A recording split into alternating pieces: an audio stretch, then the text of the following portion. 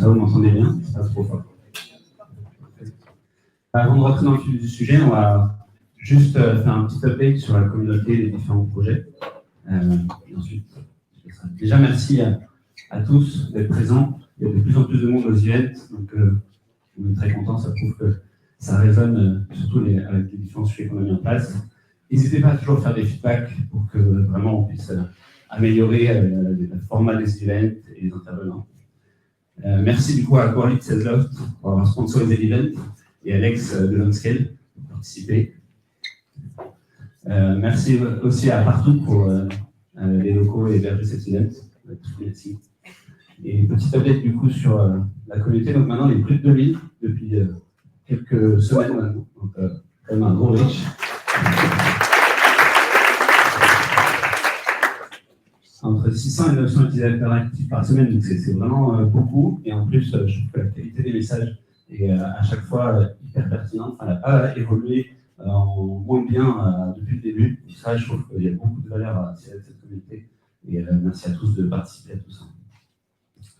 Beaucoup de messages envoyés en direct et tout passé, donc ça c'est top. Donc c'est vraiment le gros truc. Je voulais parler aussi de deux projets qui sont en cours.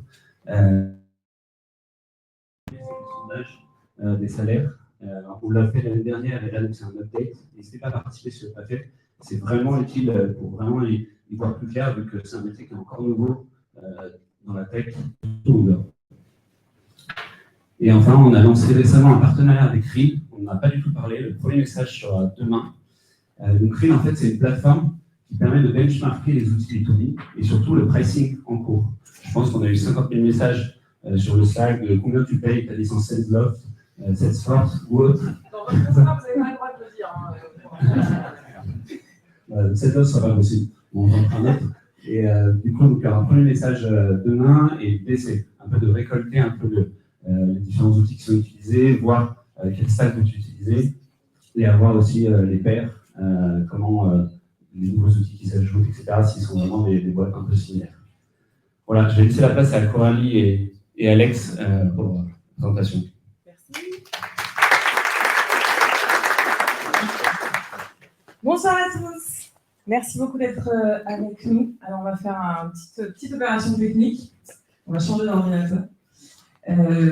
Parce qu'on va tester une nouvelle petite fonctionnalité ce soir avec vous pour rendre le truc un peu interactif et vous poser des questions en live sur ce que vous en pensez. Ça va être cool. Alors, le temps que je fasse ça, je vais passer le micro à Alex, comme ça je peux concentrer. Du coup, je vais vous présenter du coup, comme ça on va gagner un peu de temps. Du coup, Coralie qui est en train de configurer son ordinateur, Head of Sales Europe chez Sezloft, sur tout ce qui va être market, si je ne dis pas de bêtises. Donc jusqu'à 750 personnes et entreprises qui ont le siège sur LinkedIn en Europe.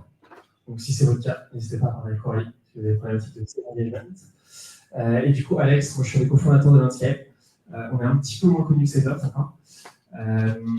n'étant pas américain et n'ayant pas quelques années d'existence. On a un peu plus de 2 ans et demi et nous on est spécialisé sur tout ce qui va être créer et closer plus de pipeline en récupérant automatiquement les signaux sales pour les injecter dans les outils que vous utilisez au quotidien et que vos reps utilisent au quotidien. Donc ça fait travailler dans tout ce sujet avec GitHub, éditeur de l'outil, ainsi de suite. On a une vision assez globale de tout ce qui va être stack, go-to-market, RevOps, SalesOps, qui est parfois intéressante et qui nous permet d'apporter parfois un petit peu de valeur dessus. Le sujet de ce soir, du coup, c'est je vais laisser Coralie commencer à avoir un meilleur accent anglais. Ce qui n'est pas très difficile. Donc, ce soir, on va faire beaucoup de franglais. Parce qu'en fait, tout simplement, l'AI, comme beaucoup de systèmes qui ont été mis en place récemment, beaucoup de mots en fait qu'on utilise quand on décrit ces systèmes, les systèmes sur lesquels vous travaillez certainement, puisque j'imagine que la plupart d'entre vous sont dans la tech, c'est juste plus facile en anglais. Voilà. Donc, use AI and intent to scale your revenue. C'est ce dont on va parler ce soir. Alors, on va essayer de faire ça en 3 parties. La première chose qu'on va faire, j'imagine que tout le monde ici a entendu parler d'intelligence artificielle. Ouais. Est-ce que tout le monde sait exactement ce que c'est? Ouais, c'est bien ce que je pensais. Donc du coup, on va faire ça d'abord. On va se mettre au clair. On va être tous au même niveau. Et on va faire l'AI pour les nuls pendant 5 minutes, histoire de s'assurer que tout le monde parle de la même chose.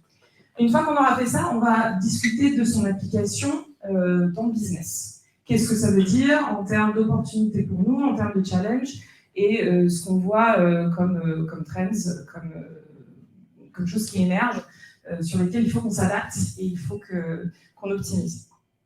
Donc ça, moi, principalement, je vais vous parler de ça, et ensuite, Alex va aller un petit peu plus dans le vif du sujet, et là, vraiment, on va vous donner des clés, des bonnes pratiques, des choses que vous pouvez mettre en place dans votre tech stack demain, pour commencer à vraiment optimiser ces outils qui sont mis à votre disposition.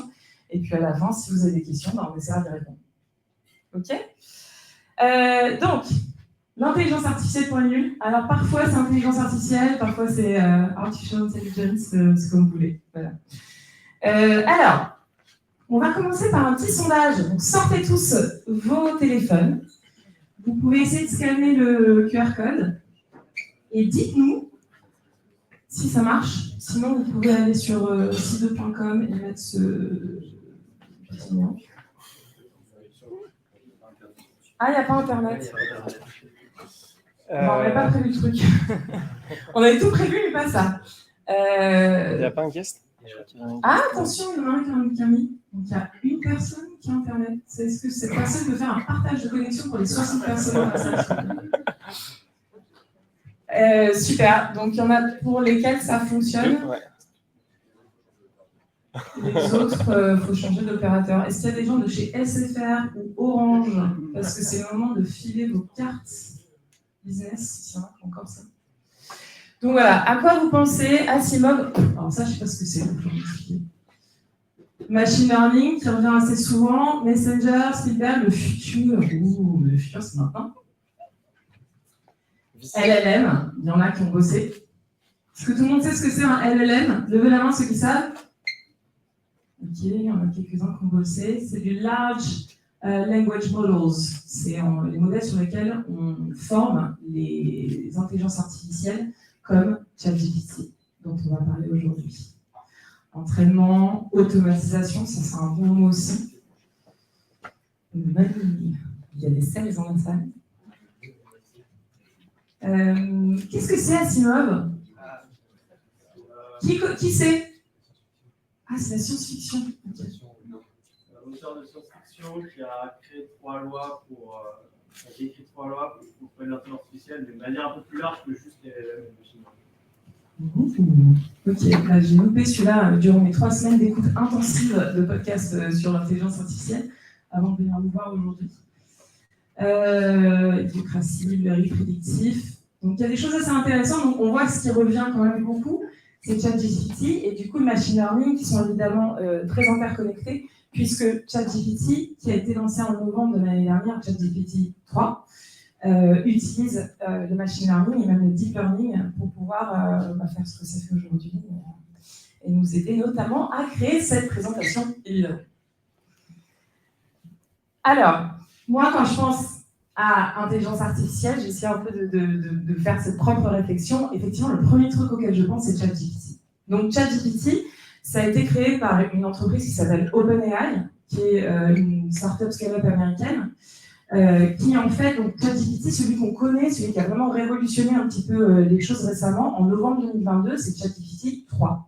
Aujourd'hui, il y a même le ChatGPT 4 qui est disponible, que vous n'utilisez peut-être pas parce que c'est celui qui est payant. Et celui sur lequel on s'amuse tous, c'est le ChatGPT 3. Et ça a été une vraie révolution et on va en parler parce que tout à coup, ça a vraiment mis à disposition du grand public, mais aussi des entreprises, des capacités en fait de natural language processing qui sont très impressionnantes. Puis j'ai réfléchi, bon, il n'y a pas que ça, il y a plein de trucs en fait. L'intelligence artificielle, c'est partout. J'ai pensé à ça. Tout le monde se souvient de ça? Ça, c'est en mars 2023, c'était cette année. Ça, c'est pas une vraie image. Il y a plein de gens qui ont pensé que c'était une vraie image et que tout d'un coup, le pape Francis était plutôt cool. Et en fait, ça, c'est une autre boîte qui est aussi une boîte américaine qui s'appelle Midjourney, qui utilise donc l'intelligence artificielle pour générer des images qui ont l'air vraiment très réalistes. Et ces images, elles sont générées que sur la base d'un texte. Donc il suffit tout simplement de dire, est-ce que tu peux, pendant la Fashion Week, parce qu'il me semble que c'était pendant la Fashion Week, me créer une image du pape qui est dans un espèce de puffer jacket gangster, et c'est ça qu'il a fait. Alors, je ne sais pas si je peux revenir en arrière. Est-ce que vous savez comment on peut aujourd'hui, parce que évidemment ce sont des systèmes qui apprennent et qui s'améliorent, vous savez comment est-ce qu'aujourd'hui on peut essayer de savoir si c'est une image d'intelligence artificielle ou pas? Oui. Allez-y, l'un de vous. Il y a deux trucs, il y a des services qui permettent de détecter si une image a été générée de façon artificielle ou pas. Ouais. J'ai quand un petit peu la probabilité de pixels. C'est aussi du LLM, du machine learning. La deuxième solution, c'est en train d'être créée par un gros consortium de boîtes américaines, notamment Google, pour créer un nouveau format de fichier permettant de détecter si une image a été générée par. Donc utiliser d'autres intelligences artificielles pour dire si c'est l'intelligence artificielle qui l'a faite. Tout à fait. Ou vous pouvez aller voir juste les mains, parce qu'ils n'arrivent pas à bien les faire, pour le moment. Et je ne peux pas vous faire de zoom, parce que ça ne marche pas. Mais si vous faites un zoom, en fait, c'est pas une main. C'est pas une main. C'est pas joli.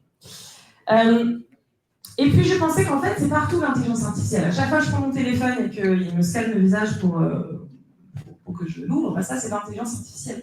Quand je vais sur Netflix et que ça me propose des programmes, c'est l'intelligence artificielle, Spotify, Tesla. Bon, je ne conduis pas de Tesla, j'ai un vieux vélo, un peu tout naze, mais si un jour j'avais une bagnole, peut-être que j'aurais une Tesla qui se conduirait toute seule, Instagram, etc. Et puis, dans les outils business, et évidemment, Microsoft, Salesforce, votre CRM, Intercom, Google, etc. En fait, vous avez l'intelligence artificielle partout. Et dans tous les services que vous utilisez, en fait, il y en a vraiment partout. Alors, à quoi on pense aussi quand on pense intelligence artificielle? Je ne sais pas si je suis la seule à me poser la question de à quel moment est-ce qu'une machine va faire un bon boulot mieux que moi. Et c'est quelque chose dont tout le monde parle beaucoup, en fait. C'est comment est-ce que ça va révolutionner nos économies, comment est-ce que ça va révolutionner nos sociétés, qu'est-ce que ça veut dire pour nos métiers.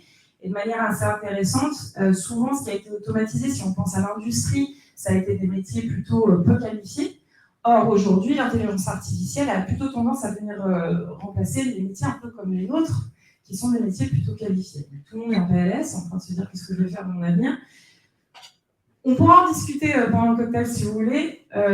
Moi, je suis plutôt d'avis de penser que ça va nous améliorer la vie, puisque l'idée de l'intelligence artificielle, en tout cas aujourd'hui et dans le futur proche, c'est plutôt d'automatiser les tâches qui ne sont pas nécessaires en fait. Pour qu'au contraire, on puisse nous se concentrer sur l'ajout de valeur ajoutée, sur ce qui fait qu'on est vraiment humain, et notamment dans la vente dont on va parler aujourd'hui.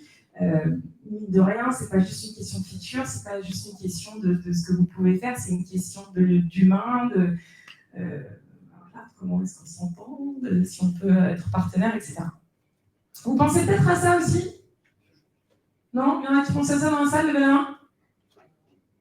Non? Putain, mais hyper optimiste les gens ce soir. C'est super, formidable. Et c'est bien parce que moi non plus, je pense pas. Alors, du coup, je me suis dit, l'intelligence artificielle, c'est beaucoup de choses. Je demanderai à Google de m'aider un petit peu à décrire ce que c'est. Et j'ai pas eu la réponse que j'espérais. En revanche, j'ai eu une information assez intéressante sur la base de l'intelligence artificielle de Google qui m'a suggéré toutes les questions que les gens posent, qui sont assez similaires à la mienne. Et je me suis rendu compte que c'est bordel. Personne ne sait de quoi il parle, on ne sait pas exactement si on a 3, 4, 2 ou 18 de différents types d'intelligence artificielle. Donc je suis allée voir ChatGPT, je me suis dit comme l'expert, qui m'a dit l'intelligence artificielle, c'est computer technology that mimics human intelligence to perform various tasks and solve problems. On parle d'intelligence artificielle parce qu'on a une espèce de sensation que ce sont des machines intelligentes. On peut discuter de ce que c'est l'intelligence ou pas, on n'a pas le temps. En fait, c'est tout simplement des systèmes qui utilisent des algorithmes pour nous proposer des réponses. Grosso modo. C'est un petit peu plus complexe que ça, mais dans l'idée, c'est ça. Donc, pour comprendre pourquoi est-ce que tout le monde en parle aujourd'hui, je me suis dit qu'on allait faire une petite timeline de ce qui s'est passé jusqu'à aujourd'hui pour comprendre là où on en est. Alors, non exhaustive, je vous préviens, parce que je sens qu'il y a des experts quand même dans la salle. J'ai un peu peur des questions que tu me posais tout à l'heure. Oui. Alors, ça a un peu commencé dans les années 1950. Je ne sais pas si vous avez entendu parler de Alan Turing. qui était un mathématicien, un computer scientist, le mec était biologiste aussi, il a fait plein de trucs, une tête. Et il a d'abord démontré en fait que les ordinateurs pouvaient utiliser n'importe quel type d'algorithme. C'est la première chose qu'il a fait un peu avant les années 1950. Et dans les années 1950, il a créé un test qu'on utilise encore aujourd'hui, qu'il a aussi appelé des imitation games. L'idée, c'était d'essayer de voir à quel point une intelligence artificielle peut se rapprocher de l'humain. Le test, c'est une personne qui va poser une question à l'ordinateur. Et dans des salles cachées, il y a un humain et il y a un ordinateur qui vont chacun donner une réponse. Et l'idée, c'est de voir, il faut poser combien de questions pour pouvoir savoir qui est l'humain, qui est l'ordinateur.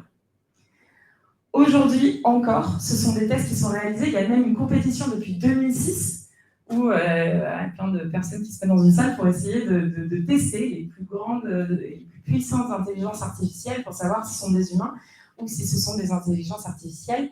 Et aujourd'hui, pour les meilleurs, il faut 5 questions pour savoir si c'est un ordinateur ou un humain. Ensuite, en 1956, il y a eu une espèce de gros brainstorming qui a duré 6 à 8 semaines où il y a plein de mecs qui se sont posés ensemble. Et c'est là, en fait, que le concept d'intelligence artificielle a été évoqué pour la première fois. En 1966, ELIZA, qui a été créée par cette personne, Joseph, voilà, parce que je ne sais pas comment prononcer son famille, c'est en gros un peu la première assistant, grosso modo, hein, le premier ChatGPT.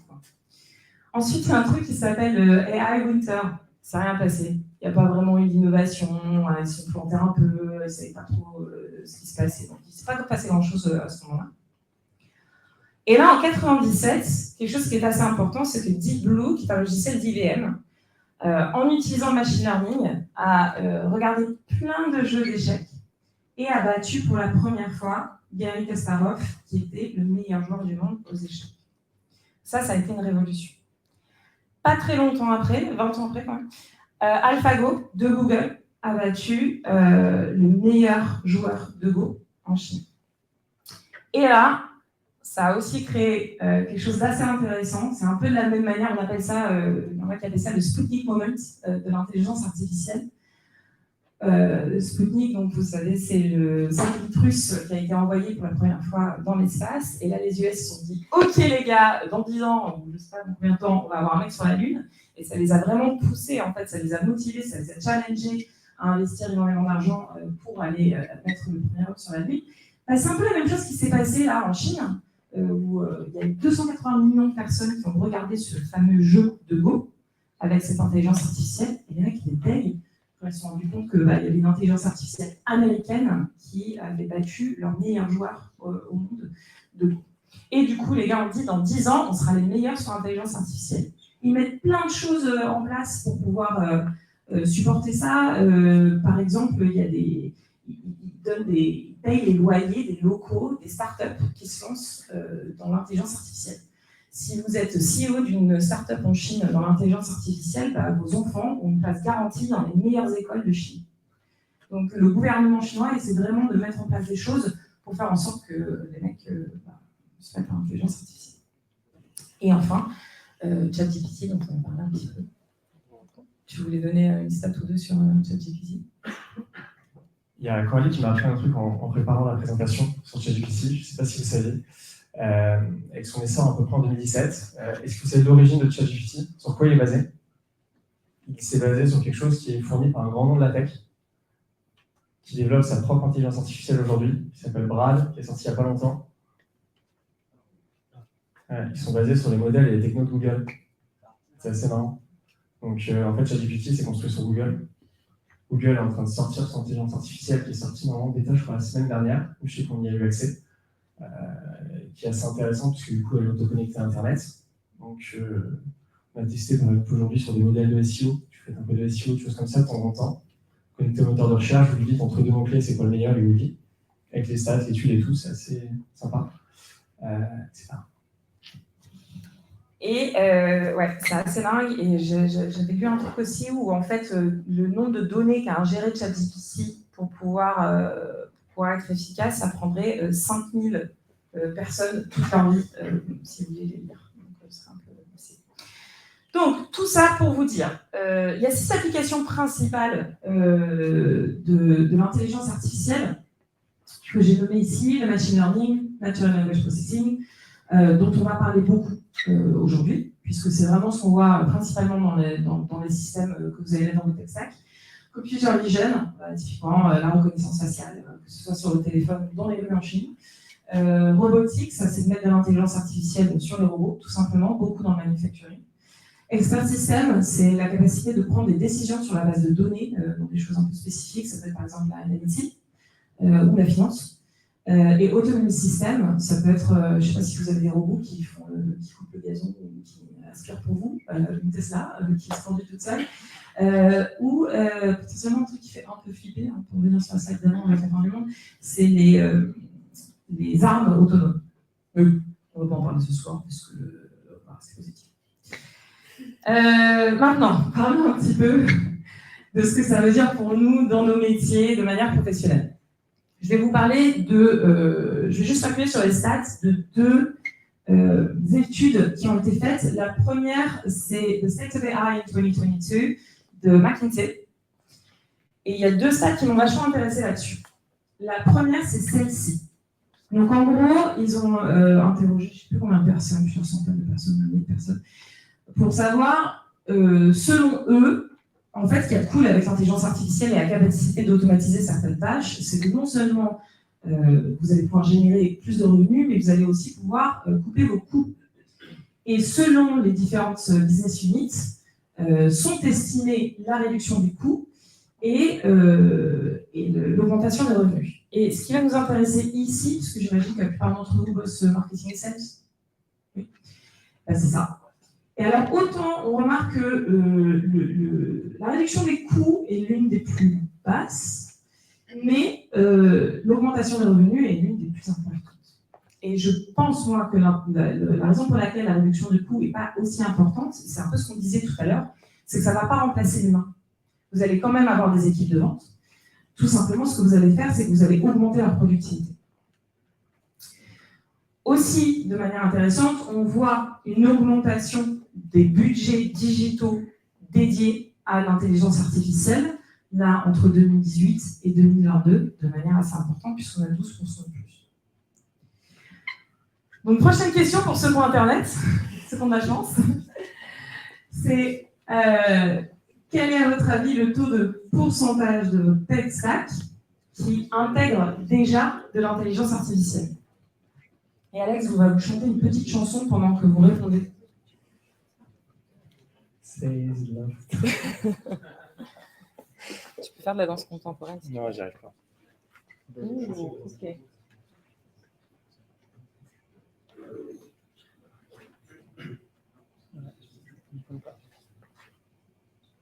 Ouais, les barres, on les voit mieux de notre côté, nous, les barres. On n'a pas le nom de prix. Principalement. Ah oui, c'est ça. C'est intéressant, je sais déjà.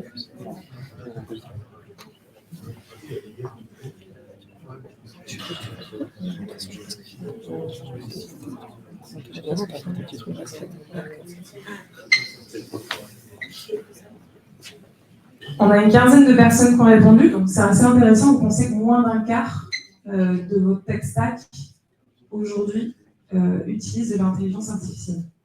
Moi, j'ai une question. Vas-y. Aujourd'hui, du coup, on est en octobre, on va étendre jusqu'à juin l'année prochaine. Est-ce que vous pensez que ça va évoluer dans les prochains mois? Parce que, on va dire quand même, c'est apparu fin d'année dernière, c'est devenu la mode, on va dire, à partir d'octobre-novembre. Tout le monde a commencé à le mettre côté marketing en début d'année. On le voyait sur plein de sites web de produits. L'application n'est pas forcément encore arrivée chez tout le monde. Nous, on voit qu'il y a pas mal de gens qui commencent vraiment à l'intégrer dans les roadmaps côté OS et que ça commence à avoir des applications à partir de, je ne vais pas dire lesquelles parce que sinon j'anticipe le reste, mais à partir de fin d'année sur les roadmaps, on va de plus en plus apparaître justement sur Q4. Est-ce que de votre côté, vous maintenez qu'on va être toujours 25% l'année prochaine ou on risque d'être plus entre 50 et 100? Plus, on lève la main. Le vote, là, on est plutôt à 99%. Et je me demande, moi, si c'est vraiment moins de 25% ou si c'est juste que vous n'avez pas conscience qu'en fait, c'est partout. Hein? Et on est chez partout. Elle est bonne, regarde. Je vais aussi vous parler d'une autre étude qui est formidable, parce qu'elle est faite par Salesforce, où en fait on a interrogé 500 leaders. Alors, elle est aux US, et c'est pour ça que ça m'intéresse de savoir ce que vous en pensez. Mais on a interrogé 500 leaders de la vente et des ops aux US, pour savoir un petit peu ce qu'ils en pensaient, eux aussi. Et en général, les US ont tendance à être un petit peu plus en avance que nous en Europe sur ces sujets-là, donc c'est toujours intéressant d'aller voir ce qui se passe aux US pour savoir où est-ce que nous on sera dans 3 à 6 mois. Et la première chose dont je vais vous parler, c'est que, bizarrement, quand on leur a parlé de l'intelligence artificielle et de la manière dont ils voyaient leurs équipes de vente aujourd'hui, ils nous ont parlé de choses auxquelles on ne s'attendait pas forcément, qui étaient en fait plutôt comment allaient leurs équipes. Et le premier truc qu'ils nous ont dit, c'est que leurs équipes passent un temps fou à faire des trucs qui ne sont pas essentiels, en tout cas pas essentiels à la vente pure. Donc à savoir, de toute façon la vente c'est pas compliqué, il faut parler aux gens. À partir du moment où on n'est pas en train de parler aux gens, on est en train de leur envoyer un mail ou de leur passer un coup de fil, c'est pas vraiment de la vente pure. Et qu'il y a encore énormément de temps qui est absorbé par des activités non commerciales. Et que, en lien direct, ils ont vu aussi à peu près 90% d'entre eux disent qu'il y a plus de burn-out dans leurs équipes. Est-ce que, j'ai envie de faire un petit sondage encore cette fois-ci, est-ce que vous pensez qu'il y a du burn-out dans vos équipes de vente, levez la main? Bah, ça a l'air sympa de bosser chez vous, je vais venir chez vous, je crois. Et du coup, ils étaient plutôt super optimistes à l'idée de l'intelligence artificielle, parce que il y en avait 40% d'entre eux qui disaient mais c'est garanti qu'en fait l'intelligence artificielle va nous permettre d'automatiser des tâches à la con, en fait, que nos équipes font, et du coup nous permettre de faire monter en compétence nos équipes sur des activités plus intéressantes, sur le positionnement de solutions, sur la compréhension des opportunités et des risques dans les entreprises, et du coup d'avoir des conversations qui vont être élevées. Vous vous souvenez des 6 applications principales de tout à l'heure? Comme je vous disais, c'est celles-ci qu'on voit le plus aujourd'hui dans les outils de vos tech stack en sales et en marketing et en business en général. Et je vous ai fait un peu une liste des choses principales qui sont disponibles aujourd'hui. Avec le machine learning, de la même manière dont vous regardez Dora l'exploratrice sur Netflix et que du coup, il vous propose un autre épisode, ce qu'on va faire beaucoup, c'est, en tout cas nous, c'est ce qu'on a intégré dans ces offres, c'est qu'on va vous prioriser les tâches. Parce que là, on va vraiment faire un lien de cause à effet. J'ai quelqu'un qui a cliqué 2 fois sur un email et qui l'a ouvert 3 fois, et cette personne, j'ai booké un rendez-vous avec. Notre AI va vous dire, OK, je reconnais le même système, le même pattern, le même motif, le schéma. Et du coup, comme je reconnais ce schéma et que j'ai appris de ce schéma-là dans le système Salesforce que vous utilisez dans votre entreprise, je vais être capable de prioriser tout de suite la tâche liée à cette personne. On va non seulement prioriser les tâches, mais on va aussi les créer automatiquement sur la base du machine learning. J'ai compris que telle activité égale un rendez-vous. Du coup, quand je vois un schéma similaire, je propose au vendeur de faire cette activité. Le scoring, qui on déroule en fait automatiquement, et le forecasting aussi. J'ai compris que quand j'ai une opportunité qui a 3 personnes attachées, que j'ai en moyenne 2 activités du prospect par semaine sur les 30 derniers jours, que j'ai tant de rendez-vous, etc. Nous, c'est ce que notre système fait. Et ben, je vais pouvoir te dire, ce deal-là, il va... Je vais pas mettre dans le fond. Le natural language processing,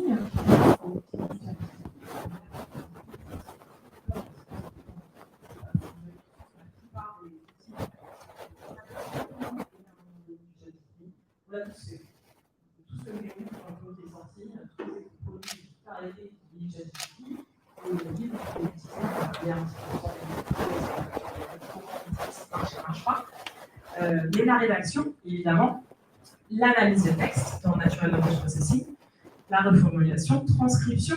Je ne sais pas si vous enregistrez vos calls, mais en principe, si vous n'avez pas trop dégueulasse, il devrait vous faire la transcription du call, et s'il est vraiment bien, genre, c'est ça. il va en plus de ça vous créer l'email derrière avec le récap de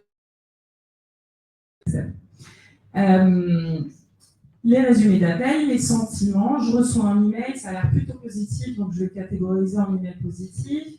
La détection automatique des actes d'office, l'enrichissement automatique, etc. Et voilà pour ma part, et je vais vous passer maintenant à Alex qui va aller encore plus dans le détail. Yes. Comme le disait Coralie, il y a pas mal d'applications principales. Ce qui est assez intéressant, c'est que quand c'est arrivé en fin d'année dernière, je ne sais pas vous, je pense qu'on est de plus en plus sur LinkedIn, on regarde pas mal de contenu, ainsi de suite, que ce soit des blogs, etc. Et en fait, on se rendait compte que ChatGPT, il servait à tout pour tout. Il y en a qui écrivaient, on va parler un peu plus d'acquisition, parce que souvent c'est un peu l'heure de la guerre, surtout cette année compliquée, qui écrivaient des séquences entières d'emails. Il y en a qui disaient que ça allait remplacer des SDR, il y en a qui disaient que ça allait remplacer des sales, il y en a qui disaient que ça allait remplacer le fait de devoir faire des comptes rendus, ou des forecasts, ou des pipeline review, etc.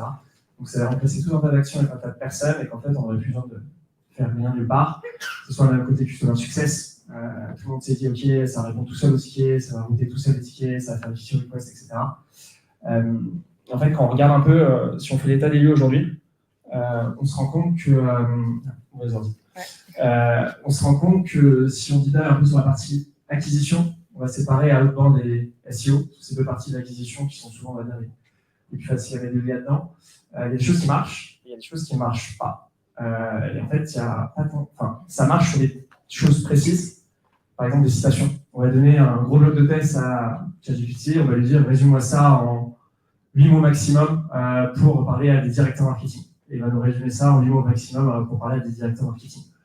Sur du déterminisme, on va lui dire ok, je te donne ces infos-là de 10 lignes sur la boîte, par exemple sa description LinkedIn, dis-moi si elle est B2B, B2C, je te donne son site internet, dis-moi la liste de ses compétiteurs, dis-moi son pricing, des choses comme ça.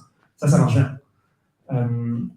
Tout ce qui va être du coup icebreaker, des fois un peu plus compliqué. Je te donne un pattern, j'ai vu que tu recrutes 5 personnes pour faire ça et ça.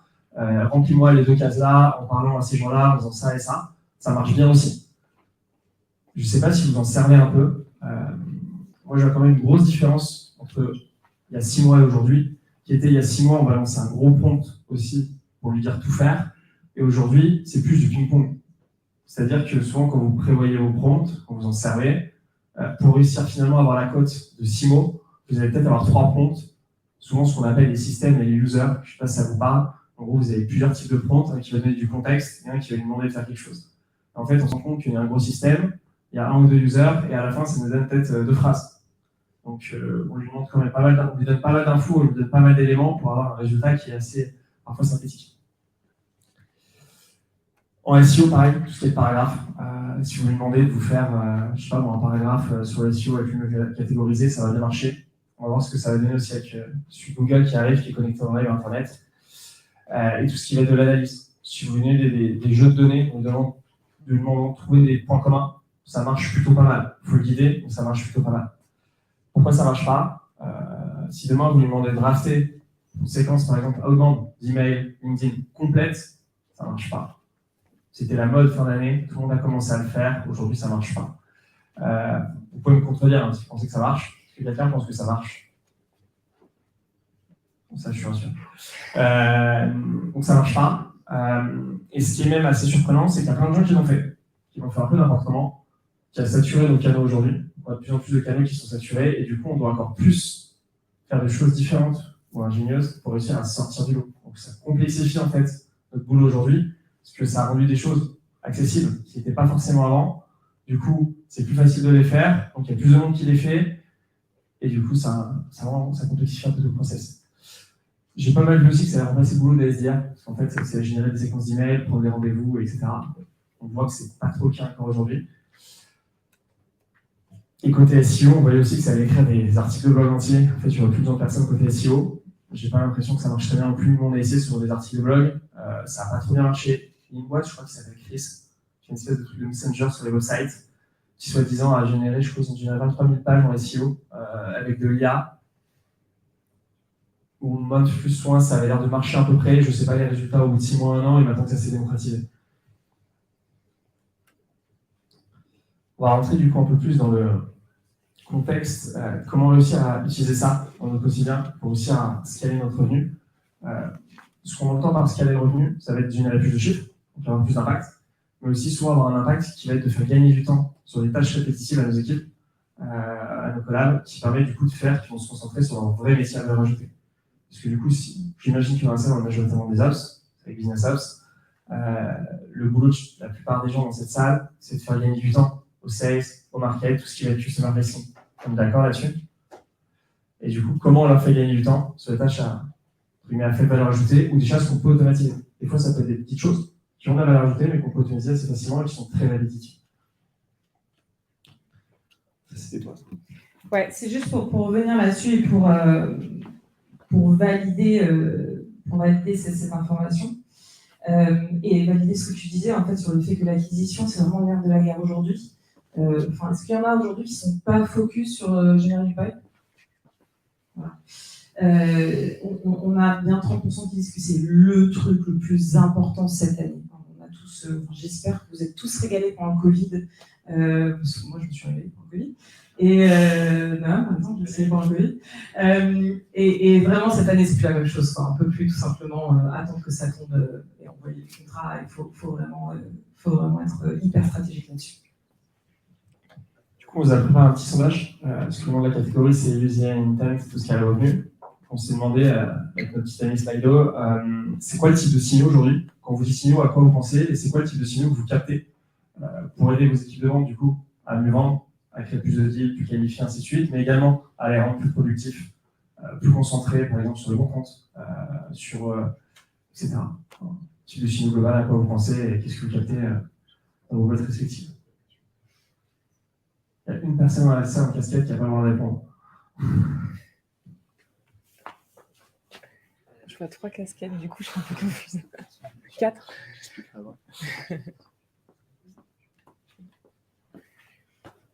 C'est comme en français. Je pense que ça clarifie la question. Ouais. En fait, il y a des réponses qui apparaissent. Donc ça aide un peu à clarifier ou pas? En fait, sinon, c'est la suivante. Je vais tricher. J'ai vu le recrutement et je ne pas le lien avec la question. Si une boîte recrute, je pense. Ça veut dire que si un signaux ou une boîte qui recrute, ça veut dire peut-être qu'ils sont en croissance ou peut-être des choses. Donc ça veut dire que peut-être je vais vouloir faire des actions ou la prioriser ou des choses comme ça. Levée de fonds, par exemple, il y a des fonds. Donc ça veut dire que peut-être je vais pouvoir leur vendre un service, une offre. Time to close, je ne sais pas si le marché perfect économique. Je vois les résultats financiers d'une boîte sur Société Info et je me rends compte du coup que la boîte va bien ou la boîte va mal.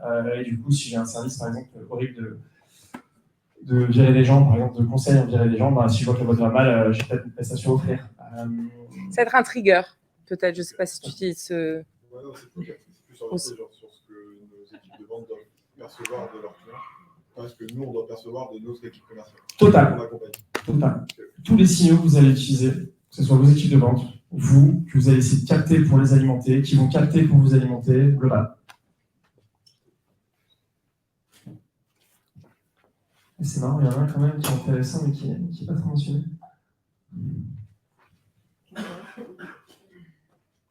On en a 15. Il y en a 15 sur Internet dans la salle. Oui, c'est ça. Celui qui est intéressant, qui n'est pas trop mentionné, c'est produit. T'as utilisateur Landscale, ou c'est un peu ça quand même, c'est le. Ouais, on l'a payé sûr. Produit. Du coup, ouais. Il y en a un produit quand même qui a mis le produit. C'est intéressant parce qu'en fait, la plupart des signaux quand même qu'on va avoir de prime abord dans une boîte, quand la plupart d'entre nous vendent du SaaS, voire même du service, ça va être du produit. On vend du conseil, on va avoir des signaux des consultants, donc du produit. J'assigne des humains du produit, je suis désolé. Mais voilà, et côté SaaS, software, on va avoir de l'usage produit, des signaux produits, quelqu'un qui a fait une demande sur notre website ou sur notre app, en quelque sorte, c'est un signal produit. Quelqu'un qui a connecté la première intégration qu'on est dans le produit, c'est un signal produit. Même si on n'est pas qualifié, c'est des choses qu'on va traquer pour plein d'usages derrière, et c'est vrai que c'est marrant qu'ils ne soient pas mentionnés. Ok, donc on a toute une liste. Si on regarde, si on résume cette liste, on a catégorisé en deux parties. Ce qui va être basé sur des comptes, des compagnies, accounts, et tout ce qui va être basé sur des contacts. Okay. Parce qu'on va se rendre compte qu'en fait, il y a des signaux qui peuvent être commandeux, il y a beaucoup de signaux qui sont spécifiques à l'un ou l'autre, même si on ne les roule pas forcément au bon endroit, qui du coup vont avoir des usages différents en fonction de ça. Si on regarde un point de vue compte, côté market, Ce qui est très utilisé aujourd'hui, website visit, qui l'utilise? Logiciels comme Albacros, Sixsense, etc. Quelqu'un vient sur website, ça vous dit qui c'est, quel quantif, en France, c'est ça aussi. Et bah, on va les reach. Participation à des events. Je récupère la liste, je organise un event, je récupère la liste de tous les attendees, j'envoie des mails, des choses comme ça. Personne? Vous faites pas d'event en boîte? Tout ce qui est search, comparaison search, G2, Capterra. Ah, merci Nathan, tu me dis à qui tu utilises. Sales, côté sales, tout ce qui est job change. Quelqu'un qui change de boîte, je le traque. Dès qu'il lance une nouvelle boîte, j'engage. Beaucoup, pas beaucoup? Non, pas beaucoup. C'est fou ça. Levez bien la main, on ne vous voit pas. Ouais. Vous avez déjà demandé à vos sales s'ils l'utilisent? Ceux qui s'en servent pas aujourd'hui, est-ce que vous avez déjà demandé à vos équipes sales S'ils traquent si c'est sur quelque chose, ils signent des contrats grâce à d'anciens clients qui sont revenus chez vous? Vous allez vous rendre compte que ça arrive à peu près tous les mois, assez souvent, et qu'en fait, souvent, c'est pas utilisé ou pas leverage. C'est dommage. J'ai parti pris là-dessus. Job posting, offre d'emploi. Il y a quelques-uns qui lèvent la main. Ben, il met sa casquette, il ne peut pas lever la main. Interaction sociale, tout ce qui est LinkedIn. Like sur LinkedIn, post LinkedIn, comment LinkedIn, etc. Ah, c'est pas encore arrivé partout. Tout ce qui est news. Alors, à l'époque, ça évitait beaucoup des trucs comme nomination. Et maintenant, c'est la boîte à publier les news, etc. Déjà un peu plus. Tout ce qui est firmographique, fundraising, technologie. Ils ont installé Salesoft, donc c'est le moment de les contacter. Au moins. Et tout ce qui va être produit. Alors là, on va citer Guidia. Moi, je cite souvent Guidia en exemple. C'est assez exceptionnel ce qu'ils ont réussi à faire. Parce qu'ils ont un produit basé sur la détection de clés API. Et en fait, ce qui est assez sympa, c'est qu'en fait, ils scannent GitHub, ils regardent tous les mecs qui ont des clés API, puis ils les contactent. Donc en fait, ils savent qu'il y a un problème, ils leur disent c'est un problème, c'est ça, viens utiliser notre logiciel, c'est gratuit jusque-là, et après on te fait payer assez cher. Ça marche, c'est assez fou. Si vous arrivez à trouver ça, c'est la recette. Franchement, je cherche à pas trouver. Et le website est multi-langage, des choses comme ça, enfin, il y a pas mal de petites astuces comme ça. Webflow, c'est ce qu'ils avaient fait à un moment en plus de Quora. Tous les sites qui ont plusieurs langages, je vais pas penser qu'il y a la traduction du Webflow, pardon, Wiglot. Ok. Bon, pas beaucoup de signaux based, si on parle sur du contact based. Ah, ça marche. Il fallait cliquer 3 fois, c'est utile. Côté market, du coup, mon website visite, participation, ainsi de suite, on va pas forcément revenir dessus. Product usage, tout ce qui est usage produit. Le mec, il a cliqué sur un bouton dans mon produit, il s'est comporté d'une certaine façon. Vous traquez ou vous traquez pas? Tu peux ajouter un truc là-dessus. Et juste là-dessus, on parle beaucoup d'acquisition pour vos cross-sell, upsell. Ça, c'est un truc qui est ultra important. Bah, de toute façon, même la prévention du churn, quoi. Si le mec ne se connecte pas sur votre plateforme, il y a un moment, ça va churner, quoi. Vous êtes un peu sûr, je pense. Ça, c'est intéressant à faire. Sales, bon, les mêmes, on va pas forcément en parler du coup. Et tout ce qui va taper, réaction d'engagement. J'ai envoyé des mails, il s'est connecté à un webinaire, j'ai envoyé des mails, il a cliqué sur le lien, il a regardé la vidéo du webinaire, la vidéo du replay, des choses comme ça, vous en savez. Voilà. En gros, si je résume, il y a 30% des gens dans cette salle qui se servent de signaux, 5% de manière un peu avancée, et tout le reste, vous n'en servez jamais.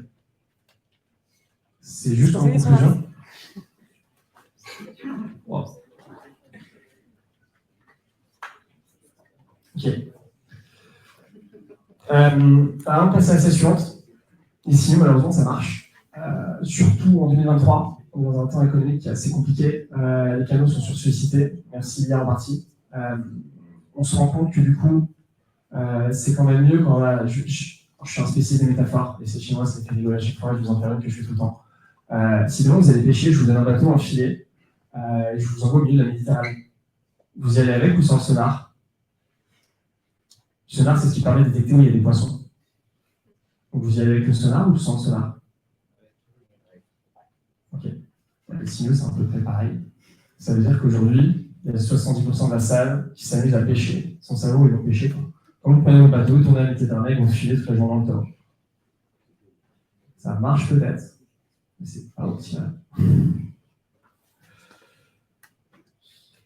Si vous voulez mettre en place des signaux demain avec de l'IA, la route est longue. Il y a pas mal de choses. On a vu avant, il y a beaucoup de signaux différents. Voilà, bon, petit crédit aux deux jumeaux avec des casquettes au fond de la salle, pour ceux qui viennent de leur article. Je me suis pas embêté à les créer, il avait filmé moi.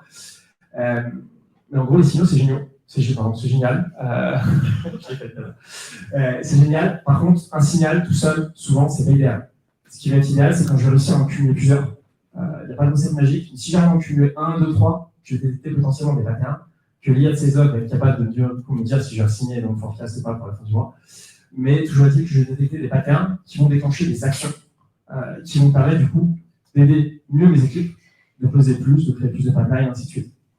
Et comment du coup, Louis avait bien imagé là-dedans, j'envoie un mail à quelqu'un pour un event, j'invite à un event, il me dit ça ne m'intéresse pas aujourd'hui, et en plus on recrute quelqu'un qui va arriver mi-mai.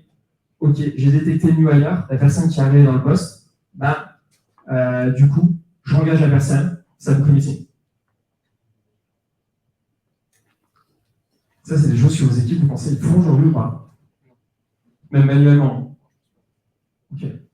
C'est possible de le faire manuellement, c'est possible de le faire automatiquement, mais du coup, ça marche plutôt bien. On a un petit exemple en bas à droite, c'est la personne que je citais en casquette avant qui va chez Pigment, qui n'avait pas le droit de parler sur les signaux. On va leur jeter des fleurs, disons. Je pense que c'est une boîte en maturité en termes de signaux de Salesforce. Personnellement, j'ai rien contre Salesforce, mais c'est une des seules boîtes qui me donne envie d'utiliser Salesforce. Parce que Salesforce, c'est quand même une sacrée usine à gaz, même si c'est top. C'est les seuls qui ont quelque chose d'assez propre, assez clean, avec des beaux dashboards et tout. C'était la première fois que je voyais ça. Et le deuxième point, c'est qu'ils ont été matures assez. On voit quand même, ils ont une croissance exceptionnelle sur les 2 dernières années, assez rapide. Et en fait, ils sont partis signal-based day one. Donc en fait, tout ce qu'ils ont construit, ils l'ont basé sur les signaux d'un point de vue sales.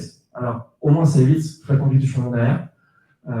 Par contre, l'avantage, du coup, c'est quand on regarde dans Timeline, ils arrivent à mixer ça dans tous les sens. Et en fait, ils se rendent compte que ça marche bien. D'où leur croissance ces dernières années. Parce qu'en fait, une visite sur G2, quelqu'un qui recherche un outil de budgeting, va déclencher du coup une autre visite de la boîte, va déclencher du coup l'allocation à sales, va déclencher le sales qui commence à les engager, va déclencher le fait qu'ils vont venir à un webinar, parce que du coup, dans la séquence, ils ont mis des webinars, va déclencher le fait qu'ils ont remarqué qu'il y a eu des téléchargements d'e-book, qu'il y a ces vues sur le website, et qu'à la fin, par exemple, dans ce cas-là, il y a un new hire, donc quelqu'un sur un post clé qui a rejoint la boîte, qui est prise de décision, qui va signer, en fait. Puis, curiosité, pourquoi vous pensez que quand quelqu'un arrive dans une boîte, un poste clé, ça signe? Ils ont embauché pour changer les choses. Ouais, ça c'est la façon jolie de voir les choses. Quand on arrive dans un poste, généralement, il n'y a pas d'essai. 3 mois à peu près, je pense qu'on est tous d'accord. On a embauché comme dit pour changer les choses. Premier mois, on fait quoi? On audite, on analyse. Deuxième mois, on place des process et des outils. Troisième mois, on traque ce qui s'est passé. Quatrième mois, on mesure ça a marché, on reste. Ça va marcher, on dégage. Je résume à peu près. Moi, je me manque. Mais du coup, voilà. Donc, en fait, c'est ce qui se passe. C'est que si vous détectez que quelqu'un arrive dans une boîte au bon moment, la personne, du coup, c'est un signal qui est assez fort. Donc, ça veut dire qu'il y a potentiellement du business, il y a des choses qui ont changé, des outils, des process. Donc, c'est le moment d'y aller, en fait. Et une fois qu'il aura fait ses choix et qu'il attend de voir si ça marche, c'est trop tard. Il y a une stat qui dit qu'un nouvel acheteur, il dépense 70% de son budget, 90% de son budget dans les 70 premiers jours. 70 premiers jours, ça fait à peu près 2 mois et une semaine. Si je ne me trompe pas. Et vous allez me dire, c'est bien, il y avait toute une liste de signaux avant. Comment on arrive à les exploiter, à faire en sorte de rendre ça accessible aux sales? Parce que je pense qu'on connaît tous les équipes sales. Je suis sales d'origine, j'étais ingénieur puis sales. Et c'est vrai que les sales, déjà, si on ne représente pas le titre en gras, ils ne vont pas s'en servir, parce qu'ils vont trouver ça pas lisible, ils vont perdre confiance, etc. Ils ont quand même une habitude, on puisse vendre.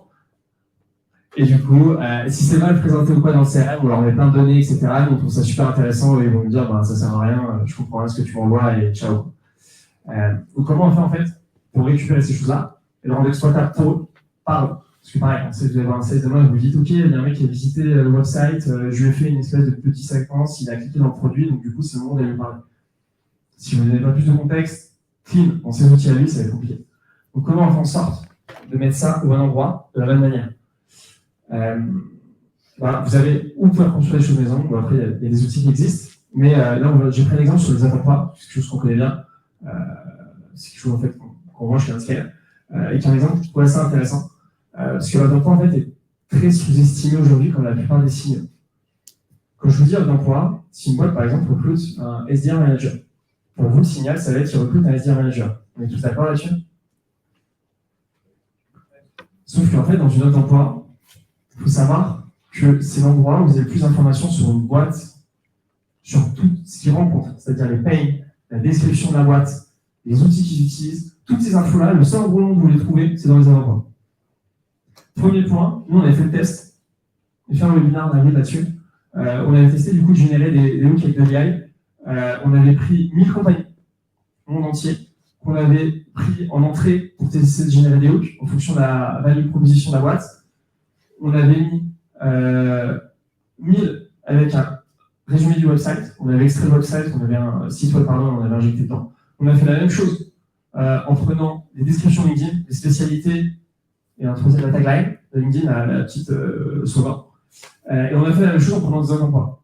Et en fait, on s'est rendu compte qu'on avait beaucoup plus de pertinence sur les offres d'emploi, puis sur LinkedIn, puis sur le website. Et en fait, on a réfléchi 30 secondes après. On s'est dit pourquoi on a fait ça. C'est logique dès le début, pour une raison simple. C'est que dans une offre d'emploi, les 3 lignes au début, vous voulez attirer les candidats, vous avez bien décrit votre boîte, tous les avantages, les inconvénients, vous avez levé des fonds, vous êtes ci, vous êtes génial, etc. Sur LinkedIn, vous allez faire un peu mieux, mais un peu plus large, parce qu'il faut prendre un peu plus de place, et ça compte un peu pour les SEO, etc. Et sur le website, de toute façon, quand vous récupérez un message, il y a plein de déchets dedans, tous les ainsi de suite. Donc quand vous avez donné ça à l'IA, il va être moins précis.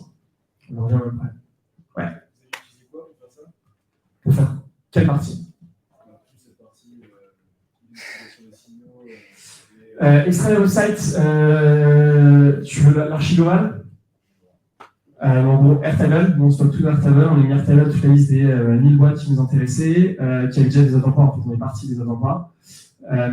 C'était plus facile pour identifier les boîtes. Donc on est parti des offres d'emploi, on a balancé du coup les offres d'emploi avec un item dans ChatGPT. On a fait la même chose avec les websites en extrayant du coup les 2500 caractères du website et dans l'ensemble de ChatGPT. Et on a fait pareil sur les LinkedIn parce qu'on a la chance d'être dans le domaine. Du coup, on a l'intégralité de ce qu'on appelle notre total addressable market. On a toutes les boîtes du monde presque en bas chez nous, en interne, qu'on peut utiliser pour s'amuser.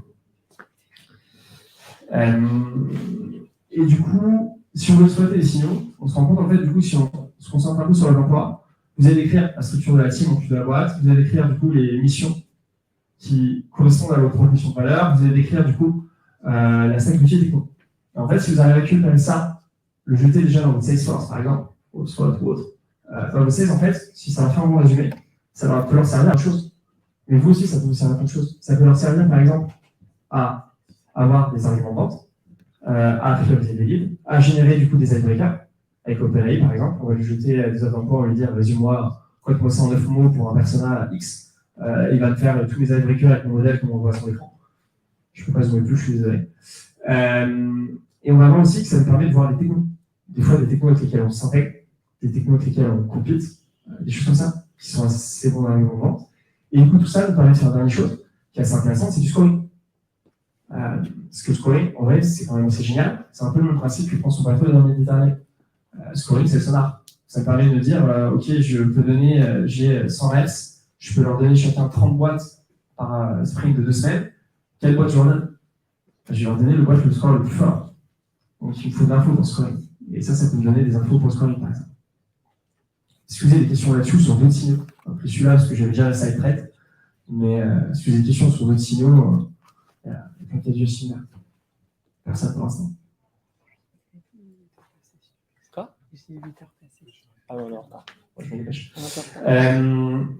C'était un petit vite pour montrer ce que ça peut donner en fait quand vous allez mettre ça après à vos reps ou pour votre usage. Ça va être l'idée de, j'ai mis sur ces offres, mais comment j'arrive à scorer, comment j'arrive à afficher l'ensemble des signaux à l'endroit, l'ensemble des interactions, et qu'est-ce que ça peut donner avec ces fameux arguments de vente et les propositions autres. Ça c'est vite, et je laisse Coralie du coup finir là-dessus. Et juste pour reprendre cette super métaphore, parce que franchement elle est vachement bien la métaphore.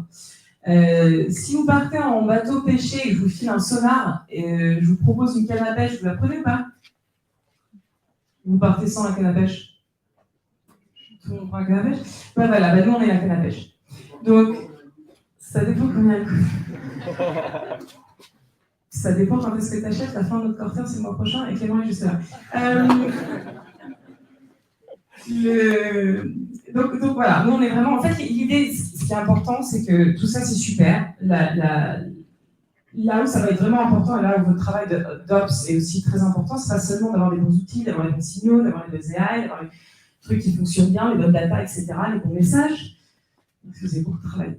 C'est aussi de vous assurer que cette data, elle soit efficace et utilisée dans tous vos systèmes. On a évidemment l'importance d'avoir un tech stack qui est intégré, et c'est comment est-ce qu'on va faire que tous les signaux qu'on va récupérer chez Landscale, par exemple, ou G2, etc., ou tous ces autres signaux que vous récupérez partout, de votre marketing, de votre DocuSign, etc., soient utilisés au maximum et de manière optimale dans vos outils d'exécution. Et nous, là, c'est ce qu'on fait, SalesLoft. On a un outil qui s'appelle Rhythm, qui, en fait, va vous permettre de capter tous ces signaux, d'où qu'ils viennent, quels que soient les autres outils que vous avez achetés, que vous avez mis en place dans votre tech stack, sur lesquels vous avez formé toutes vos équipes, etc., afin d'ensuite aller prioriser vos deals, vos actions, et de vous assurer que vous faites les actions qui vont amener le plus de résultats. Donc on a vraiment cette idée d'aller construire le pont entre vraiment tout au début de votre fenêtre de vente, la capture de ces signaux-là, et le fait d'actionner ces signaux-là jusque à la signature, au renouvellement, à l'upsell, au cross-sell, etc. Ouais, je reprends là. Du coup, on s'est amusé à refaire un peu le stack go-to-market, Ops, revenu, on l'appelle comme on veut. Aujourd'hui, qu'on voit dans la plupart des boîtes, j'ai mis le BRM en entre-crochet, parce qu'en fait, il n'est pas encore si souvent que ça. On commence à voir de plus en plus avec les boîtes qui ont les moyens de le faire. On le voit moins avec les boîtes qui n'ont pas les moyens de le faire. Parce que ça coûte cher un PRM. Enfin, ça dépend comment vous faites, mais ça coûte cher. En gros, on a une première partie qui va être tout, du coup, les signaux, product, qu'est-ce qui vient dans le produit, souvent qui est poussé par segment, amplitude, etc. Tout ce qui va être, j'ai regroupé inbound et marketing. Il y a un mec qui a soumis un form sur son website, on a fait un webinar, ils sont venus référer, etc. Faire partie data. Faire partie data, pour moi, ça va être plutôt enrichissement. Ok, toutes les boîtes, je vais chercher sur LinkedIn, toutes les boîtes qui sont enregistrées computer software, ça peut être une faire partie data, ça peut être du sourcing, boîte. Je vais injecter tout ça souvent sur ce qu'on appelle un PRM. Est-ce que tout le monde voit ce que c'est un PRM ou pas? Prospect Relationship Management, CRM, Customer Relationship Management. CRM, en gros, Salesforce, il y a 15 ans qui est arrivé, 20 ans, tout le monde a tout mis dans Salesforce. Je pense que vous avez tous le problème aujourd'hui, vous avez plein de, je suis désolé d'utiliser le mot, de merde dans votre Salesforce. Des centaines de milliers d'accounts, des centaines de milliers de contacts, c'est bordel, on a des trucs libres, on a des contacts, on a des trucs qui sont rattachés. On se rend compte qu'en fait, on a des deals, des oppos, mais qu'elles ne sont jamais liées à un contact, elles ne sont jamais liées à un account, etc. C'est pas ça. Et LinkedIn n'a pas forcément aidé, parce que depuis quelques années, c'est facile de scraper LinkedIn. Il y a 10 ans, c'était génial. Moi, quand j'ai commencé comme ça en 2016, je copiais-collais LinkedIn à la main dans un Excel. C'était mes 3 premières semaines. Et après, je passais 8 heures par jour à appeler les gens que j'ai copié-collés à la main dans un Excel. Les 6 premiers mois étaient assez sympas. Aujourd'hui, il y a des outils qui sont arrivés après, et en fait, ça se fait tout seul. Donc, on a mis toutes ces données-là en disant c'est génial, on a plein de données partout. Et on a réfléchi après qu'on a mis la donnée et que c'était dur à enlever. Et du coup, on a commencé à mettre ça dans un PRM. On s'est dit c'est génial, on va mettre une espèce de dataware, un gros entrepôt de données avant, puis on va tout balancer dedans, puis on va regarder ce qui se passe, puis on poussera des trucs dans le CRM. Donc voilà, toute la brique qui permet de scorer les accounts et des contacts. De ce que je comprends, il n'y a pas de fond de monde que ça qui a un modèle de scoring ici aujourd'hui. C'est quand même assez intéressant. Mais après, franchement, renseignez-vous. Il y a des boîtes, il y a quelques années, qui étaient sorties comme AdClou pour faire du scoring. Vous pouvez faire des choses beaucoup plus simples. HubSpot est assez connu, son modèle de scoring interne. C'est intégré dans le produit. Ça marche bien. En fait, vos sales, ils sont contents en fait, de se dire je vais parler à des gens qui ont plus de chances de me répondre, qui ont plus de chances d'acheter, que je vais parler à tout le monde et je verrai bien ce qui se passe. Et je ne sais pas combien vous payez un sales, mais ça va être minimum entre 60 et 150, voire 200 € de leur projet. Faites le calcul en fait. S'il passe la moitié de sa semaine à parler des gens qui ne servent à rien, ça s'appelle des loss pursuit costs. Il y a des articles aux US qui sont sortis là-dessus, c'est encore peu connu en France. Il y a des mecs qui sont amusés à faire l'étude de, je prends, un sales peut gérer $1 million de pipeline par an. Combien de pourcents de son temps il passe sur des deals qu'il ne closera jamais? Alors ça peut arriver sur les actions sales, parce que le mec veut se convaincre que le deal a un intérêt, il n'en aura pas. Ça peut aussi arriver par rapport à des signaux qu'on avait déjà en avant. En fait, il s'est rendu compte que le sales il passait 40% de son temps avant la deal avec lequel il restait closé. Donc 60% de son temps, il passait des deals qui ne vendra jamais. La différence entre les boîtes qui scalent vite et celles qui scalent moins vite, bah, c'était ça. Et après, toute la partie Activate. Pour activer différents points, ainsi de suite. Petit point côté Ops. Petite question Et quels sont les signaux négatifs, par exemple, tu dirais, qui permettent de savoir que ça peut dire finalement négatif, ça ne va pas closer? Ça va closer? Alors ça c'est dur, c'est des cycle de vente, mais tu as un cycle de vente de 3 mois. Tu sais, on sait tous aujourd'hui que je pense que plus j'ai d'interlocuteurs dans mon site de vente, plus j'ai de chances de vente. La next step, c'est un peu la clé, l'étape suivante. Je me rends compte que ça fait 3 semaines que j'ai parlé à la personne et que la boîte ne me répond plus. C'est pas génial comme signal. Je les invite à plein d'événements, ils viennent jamais. Génial, même un client. D'un coup, le client ne répond plus, t'as une chance de churn quand même. Tu t'entends bien avec le client, tu allé voir les couples il y a 2 mois avant et que là, depuis 2 mois, il ne te répond plus à tes messages. Il est peut-être gêné de te répondre, mais il s'entend super bien avec lui. Ils ne sont pas bons. Donc ça, c'est signaux plus humains. En termes de signaux purs et durs que tu peux détecter, tu as des installations d'outils, des choses comme ça, qui sont assez flagrantes. Il y a des choses moins flagrantes, mais ça va être vraiment proportionnel au business. Par rapport à ce que Airing Signal, je pense que Michael s'occupe beaucoup, est-ce qu'un Airing Signal, c'est un truc positif ou c'est un truc négatif? C'est ce que j'allais dire. Ils sont en train de moins recruter, ils vont peut-être essayer de rationaliser et peut-être qu'un paiement ou une autre solution, finalement, même s'il y a une baisse, c'est peut-être là où ils vont essayer d'extraire plus de valeur à des outils automatisés. Donc, c'est comment tu interprètes ça? J'allais juste, c'est marrant j'allais dire, nous ce qu'on traque aussi, c'est s'il y a des gens qui sont embauchés, qui sont des anciens utilisateurs de nos concurrents. Donc pour nous, ça c'est un signal négatif. On est dans un deal et tout, on est sur le point de terminer, et bam, t'as le VP Sales d'une autre boîte qui a utilisé notre concurrent principal. En général, on se dit bon, ça va être un peu plus difficile que prévu. Et le manque de signaux, et je pense aussi qu'il faut vraiment penser à tout le cycle de vente. Par exemple, quand vous êtes dans des deals actifs, pensez à, par exemple, des digital sell room comme Togo, ce qui sont des bons signaux justement pour savoir s'il y a un bon engagement. Ils vont dessus, ils cliquent, ils regardent des vidéos. Si vous utilisez Vidyard aussi, par exemple, ou n'importe quel outil qui permet d'envoyer des vidéos, de traquer s'il y a de l'engagement. L'engagement est toujours un signe positif. Le manque d'engagement est un signal en lui-même que je vous conseille de prendre en compte aussi. Par exemple, résumé de call, j'envoie plusieurs données, des playbooks, des choses comme ça, la personne ne va pas les consulter, elle va voir le deck, on est 3-4 jours, c'est moins chaud, quoi. Il y a des signaux comme ça qui peuvent être considérés comme négatifs. Sur la partie recrutement, c'est intéressant. En fait, ça dépend comment tu t'en sers, comme tout signaux. Il y a des gens qui vont regarder, ok, ils recrutent 30 personnes, donc je vais regarder que ça. Il n'y a que ça qui m'intéresse, ok, c'est un signal, donc ils sont en train de faire grossir l'équipe ou pas, avoir des changements. Ça dépend si tu te sers de ce qu'il y a sous-jacent. Par exemple, dans les offres, qui apportent en fait d'autres signaux. Ça peut être aussi du coup des signaux négatifs, parce que du coup, si dans une offre tu détectes que ton compétiteur s'est installé il y a pas longtemps, ben, ça ne marchera pas, ou qu'il y a un type de recrutement qui fait que du coup ils internalisent le sujet, et du coup tu vas plus bosser avec eux, possible aussi. Je pense que chaque signal peut être twisté un peu peut aller dans le sens. Dernier point côté Ops, petit truc, nous on insiste beaucoup en ce moment qui nous fait rire, mais on a mis une brique et comptable detail en bas pour le CRM dans la salle, qui sur tout ce qui est enrichment part du CRM, au lieu de le faire partout là avant et avoir 200 flux. Est-ce qu'il y a des gens qui le font ou pas? Non, personne n'a compris ma question. Non, je pense pas, parce qu'à mon avis, il y a beaucoup de gens qui le font. C'est juste. C'est pas que les thèmes qu'on a présenté, c'est cool, on a bien, on est plein d'outils, on est un flux. Des fois, on peut simplifier la vie à nos équipes de manière super simple. Et par exemple, juste faire ça ici, ça nous simplifie la vie à nos équipes, et souvent on ne s'en rend pas compte. Pourquoi? Parce que souvent, je vais prendre des données LinkedIn, je vais les envoyer dans un outil, ça va rajouter des mails et des téléphones, après je vais mettre ça dans mon CRM, puis en fait, l'email route, donc j'ai un autre flux de données qui va partir de mon CRM pour essayer de franchir l'email. Puis en fait, mon sales, il ne peut pas me demander d'email, donc il fait un Slack, etc. Il redemande des mails parce qu'il n'a pas marché, etc. Et en fait, je me rends compte que du coup, si j'ai mis la brique au bon endroit de la bonne manière, juste en fait connecté à mon CRM, moi j'aurais qu'un flux qui dirait ça part de mon CRM, c'est à mon sous X ou Y, j'en ai besoin, ça va aller chercher, ou mon sales il coche une case et ça va aller chercher. Et du coup, il y a plein de choses comme ça côté Ops qui sont assez intéressantes, qui peuvent être sympa à faire. C'est ça que j'ai fait. Bon. Je vais finir sur le petit truc derrière la scène. Des fois, je pense que vous le savez, côté Ops, on a l'impression qu'on puisse s'en rendre compte que c'est tout simple. Les devs, c'est un peu pareil. On va leur dire ouais, tu devais déplacer tes tours là, et c'est simple, pourquoi tu l'as pas fait? Les petits textes, moi, on le dit souvent.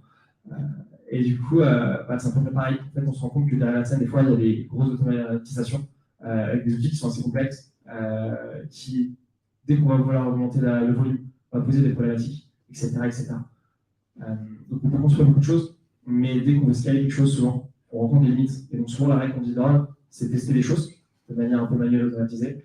Si ça marche, on va itérer. Si ça marche pas, on va continuer à itérer. Et dès que ça commence à itérer, on va scaler. Donc c'est souvent comme ça qu'on va commencer à s'étudier qu'il y a l'appel shoot sonar. Je vais expliquer là-dessus, mais il y a une conférence qui s'appelle CESPER dans le monde, qui est assez connue. Il y a un mec qui parle chaque année, qui s'appelle Guillaume Cavall, je ne sais pas si ça vous parle. C'est un peu le papa du growth, market, etc. Voilà. Et il a interviewé la semaine dernière des gens sur la partie acquisition. Il y a deux stats qui sont sorties. La première, c'est que ton dollar par contact est 3 à 4 fois plus élevé si tu es basé sur un signal.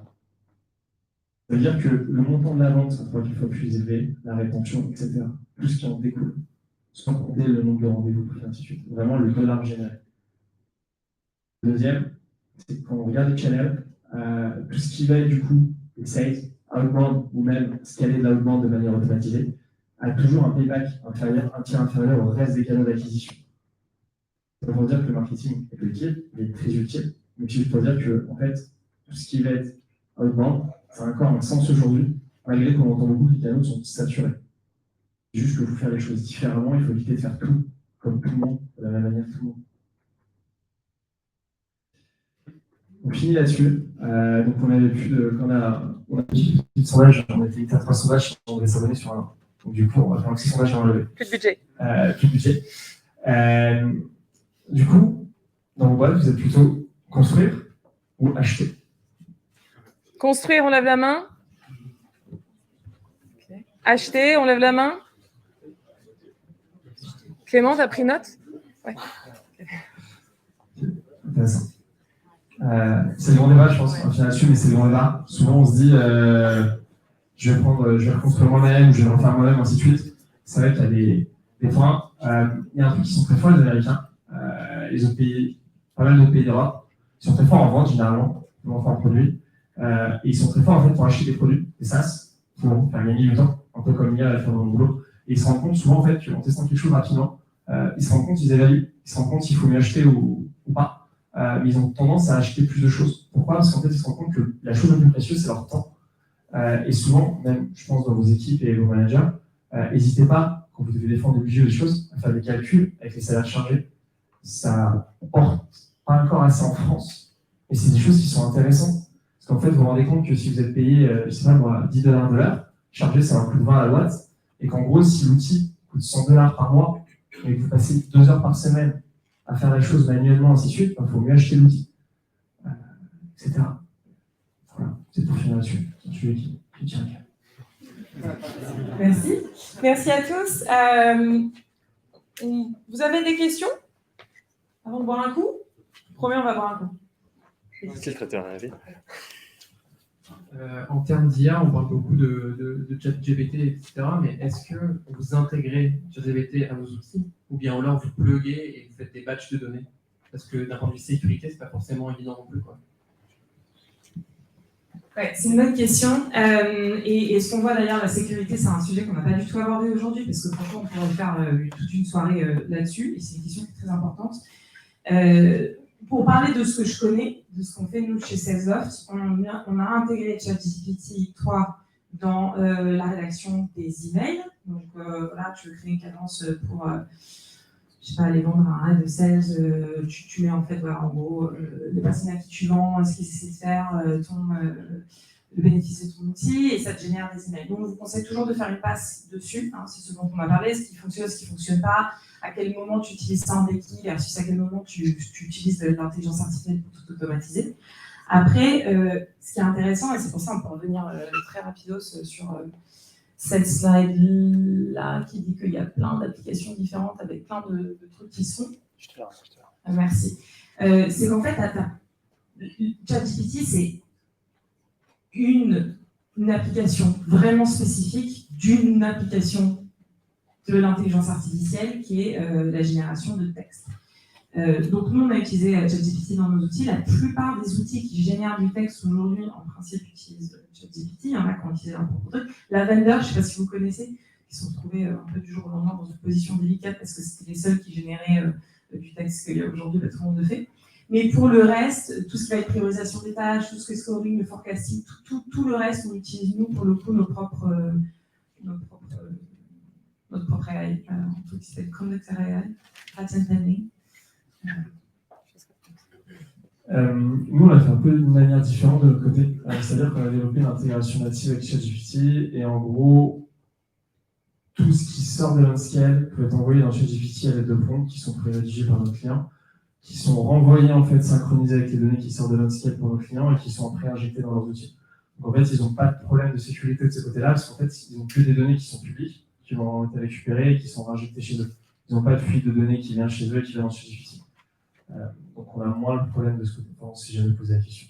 Parce que du coup, tout ce qu'on donne, c'est de l'open data, et l'open data, de toute façon, elle est publique. Alors, ok, on enrichit peut-être un peu de ChatGPT, parce qu'il est encore en 2021. Mais du coup, Oui, on entend un peu parler depuis quelques mois de baisse de performance de ChatGPT. Et j'ai l'impression qu'intégrer ChatGPT, c'est quand même faire un pari sur le fait que ça marche.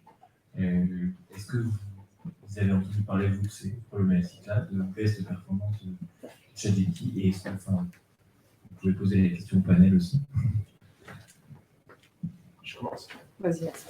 je pense que déjà, avant de parler de baisse de performance, parce qu'en vrai, ils avaient le 3, ils ont sorti le 4, et le 4 est quand même beaucoup plus performant, c'est plutôt une baisse de perception, je pense. Parce que quand c'est sorti, tout le monde s'est emballé, tout le monde est allé dessus, et tout le monde se dit c'est génial, ça donne que des trucs qui sont justes. Et en fait, les gens commencent à se rendre compte que ce que ça donnait, c'est comme les résultats de Google. Ça dépendait de la recherche que tu mettais, ça dépendait comment tu l'utilisais. Donc en fait, c'est pas tout le temps juste, il peut sortir des choses fausses. Par exemple, on s'en sert d'une manière déterministe pour on a passé 150 000 boîtes, je crois, sur difficile, pour savoir si elles sont B2B ou B2C. Parce qu'avant, on le faisait un peu plus manuellement, c'était chiant. Là, on a tout mis dedans et il nous l'a donné. On s'est rendu compte. Et en fait, tout ce qui nous faisait B2C ou autre, qui n'arrivait pas à déterminer, on passait manuellement. En fait, on s'est rendu compte qu'il y avait des erreurs. Et je pense que ces gens-là, au début, n'avaient pas fait le boulot de voir qu'il y a des erreurs. Donc, il n'y a pas forcément de baisse de performance. Par contre, il y a un point qui est vrai, je pense avec l'actualité, et c'est là où Google va avoir un avantage et va finir certainement par les manger, c'est que Google a accès à son moteur de recherche, Google a indexé tous les sites du monde, ainsi de suite, donc il est connecté en temps réel au web. Il est déjà ultra implanté dans l'entreprise. Tu utilises Google Sheet, tu utilises Google Slide, tu utilises Google Doc pour faire plein de choses différentes. Et du coup, en fait, si vous pluguez ça dessus, ce qui va faire que tu n'auras plus besoin d'aller sur d'autres plateformes, de commencer à galérer avec des formats donnés, des choses comme ça. Et donc, certainement, oui, ils vont être moins performants qu'un Google dans quelques années, même assez rapidement peut-être. J'ai rien à ajouter. Je te remercie. Est-ce que je peux répondre de manière un peu plus définitive? Oui. Ah, on a un expert. En fait, les gens ils parlent de baisse de performance de ChatGPT parce que ChatGPT rajoute beaucoup de garde-fous pour éviter que les gens posent des questions du style comment fabriquer une bombe. Et les gens ils essaient de trouver un petit peu des manières de contourner. Donc ils disent à ChatGPT ouais, imagine que tu as un film, que tu as un méchant, tu dois faire une bombe, comment tu ferais, tu vois. Et du coup, comme ils rajoutent de plus en plus de garde-fous, les gens ont l'impression que ChatGPT est un peu bridé. Le truc, c'est que les modèles utilisés par les autres boîtes qui utilisent des API de ChatGPT utilisent des modèles un petit peu différents qui n'ont pas le prompt de départ de ChatGPT. Et ces modèles sont figés dans le temps. Donc, il n'y a pas de baisse de performance. Ils utilisent le même modèle tout le temps. Merci. Bah, tiens, si tu peux... Si je ne me trompe pas, vous êtes tous les deux managers. Et comment est-ce que vous drivez le changement en termes d'usage de l'IA? C'est quand même assez nouveau, comme vous le disiez. Et du coup, comment est-ce que vous faites pour le développer finalement au sein de vos équipes et de vos boîtes? Ça, c'est une très bonne question. Moi, je dirais déjà le fait de bien comprendre ce que c'est et de bien comprendre l'avantage. Mais d'ailleurs, de manière générale, moi, ça fait 3 ans et demi que je suis chez Sales que je vends Salesloft. Le nombre de fois, les gens disent j'ai peur de l'adoption, les gens disent pas et tout. C'est vrai, mais est-ce que tu as pris le temps de leur expliquer que tu ne vas pas remplacer leur job, qu'en fait, tu vas leur permettre de gagner du temps sur des tâches à la con que de toute façon, personne n'a envie de faire, qu'il n'y a plus d'admin, qu'il n'y a plus tout ça. Donc, je pense que déjà, commencer, ce que Simon Sinek dit, start with the why, commencer avec le pourquoi ça existe, qu'est-ce que ça va faire, quels sont les bénéfices, et du coup, qu'est-ce que toi, tu vas en retirer. Donc, je pense qu'il y a beaucoup de pédagogie à adopter Parce que l'IA, et c'est pour ça que moi j'ai commencé cette présentation, c'était pas du tout le but, mais au fur et à mesure où je faisais mes recherches, je me suis dit, mais en fait, je pense que c'est assez important de juste remettre un petit peu les pendules à zéro, parce que tout le monde n'est pas expert comme monsieur, sur c'est quoi les avantages, comment est-ce que ça va transformer les choses, comment ça transforme en tout cas aujourd'hui. Et je pense qu'il y a beaucoup de ça. Après, moi, ce que je vois beaucoup, c'est qu'il suffit d'une personne dans ton équipe qui a compris le truc et qui a commencé à avoir quelques wins, qui a réussi à aller plus vite sur la génération de ses séquences, qui a réussi à bosser un peu moins et générer plus de rendez-vous. Prends celui-là, tu le mets devant tout le monde dans le team meeting, tu lui dis d'aller raconter son histoire, et il est tout content parce que c'est la reconnaissance. Et en plus de ça, naturellement, les gens ont tendance à aller écouter ce que leurs pairs font plutôt que les managers sont tout le temps en train de leur dire quoi. Je pense que pour aller à le bon exemple, mais c'est un peu comme quand tu fais un projet, souvent tu formes un binôme ou plusieurs personnes, tu mets en place et après tu industrialises. Si tu commences à vouloir que toute l'équipe s'en serve, ça va pas trop marcher, tu trouves un ou deux moteurs qui sont assez partie prenante, tu vois qu'est-ce que tu peux faire qui répond à leur enjeu actuel. C'est le deuxième point. Si tu leur dis que tu vas leur résumer, tu dis à un sales, je vais te faire un truc qui te résume tous tes calls et qui remplit bien l'échange du CRM, je pense que tu auras toute l'équipe qui va être chaude, tu prends les deux plus chauds. Tu testes avec eux, tu vas tester différents modèles, mais par contre, si tu pars avec toute l'équipe déjà, ça va être trop compliqué, ainsi de suite. Ça, c'est le premier point, et après, ça dépend des équipes. Par exemple, je sais que chez nous, l'équipe tech, quand on leur parle un peu d'IA, ChatGPT, c'est plus compliqué. Ils sont pas très chauds. C'est culturel, mais tu as vraiment un côté où les sales, on s'est dit que ça va remplacer le job des RS, etc. Et il y a plein de gens qui sont arrivés qui ont dit putain, je peux coder avec ChatGPT, je peux faire une appli, les devs, ça sert à rien. Donc en fait, ils sont tous un peu éloignés. Je sais pas s'ils s'en servent personnellement ou autre, mais je sais que par exemple, mon CTO chez moi, il est un peu moins, il est un peu plus réticent avec ChatGPT. Je parle de dev pur et dur, hein, je parle pas de DevOps. T'es dev pur et dur et tu t'en sers contre. Les idées aujourd'hui, ils intègrent directement une version de ChatGPT qui s'appelle GitHub Copilot, qui permet d'auto-compléter, genre on commence à coder une ligne et ça nous complète les 3 prochaines lignes de code. C'est génial. De manière hyper simple. Donc il y a un temps monstrueux. C'est comme Gmail quand il finit tes phrases. C'est la même chose, mais alors vraiment beaucoup mieux. Voilà. D'autres questions? Tout le monde a soif. Merci à tous. Merci.